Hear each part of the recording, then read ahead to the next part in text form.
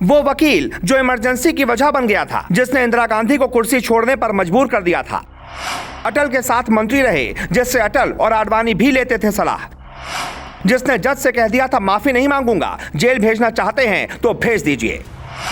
क्या आप कल्पना कर सकते हैं कि अदालत किसी को कहे कि माफी मांग लो नहीं तो जेल भेज दूंगा, और वो शख्स जज से कह दे मैं जेल जाने के लिए तैयार हूं लेकिन माफी नहीं मांगूंगा।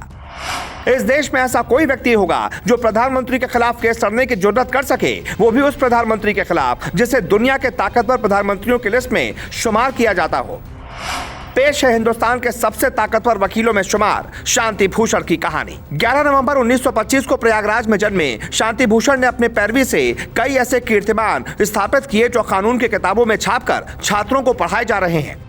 इसी में सबसे चर्चित किस्सा राजनारायण बनाम इंदिरा गांधी का है, जो कानून की पढ़ाई करने वाले हर छात्रों के लिए पहली केस स्टडी होती है।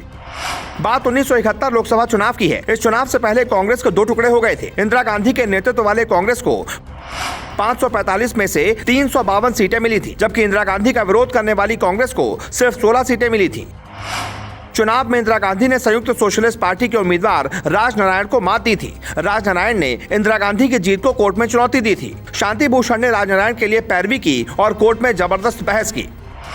पहली बार भारत के किसी प्रधानमंत्री को कोर्ट के दरवाजे पर जाना पड़ा। कोर्ट में शांति भूषण ने साबित कर दिया कि इंदिरा गांधी ने चुनाव जीतने के लिए सरकारी मशीनरी का दुरुपयोग किया था। 12 जून 1975 को इलाहाबाद हाईकोर्ट के जस्टिस जगमोहन लाल सिन्हा ने अपने आदेश में इंदिरा गांधी के चुनाव को रद्द कर दिया था और इंदिरा गांधी को अगले 6 सालों तक लोकसभा या विधानसभा के चुनाव लड़ने पर रोक लगा दी थी। इंदिरा गांधी इसी फैसले के खिलाफ सुप्रीम कोर्ट पहुंच गई थी। सुप्रीम कोर्ट ने इलाहाबाद हाईकोर्ट के फैसले के खिलाफ आंशिक स्थगन आदेश दे दिया। इस आदेश के बाद इंदिरा गांधी वोट नहीं दे सकती थी, लेकिन संसद की कार्यवाही में भाग ले सकती थी। इसके बाद पूरे विपक्ष ने मिलकर इंदिरा गांधी के खिलाफ मोर्चा खोल दिया। 25 जून 1975 को दिल्ली के रामलीला मैदान में जयप्रकाश नारायण के नेतृत्व में विशाल रैली का आयोजन किया गया। इस रैली से घबराकर इंदिरा गांधी ने आपातकाल की घोषणा कर दी और इस तरह शांति भूषण की पैरवी ने इंदिरा गांधी को अदालत की चौखट पर आने से लेकर आपातकाल की घोषणा करने तक पर मजबूर कर दिया था। आपातकाल खत्म होने के बाद हुए चुनावों में जनता पार्टी की सरकार बनी, जिसमें शांति भूषण कानून मंत्री बनाए गए। शांति भूषण 14 जुलाई 1977 से 2 अप्रैल 1980 तक राज्यसभा के सदस्य भी रहे।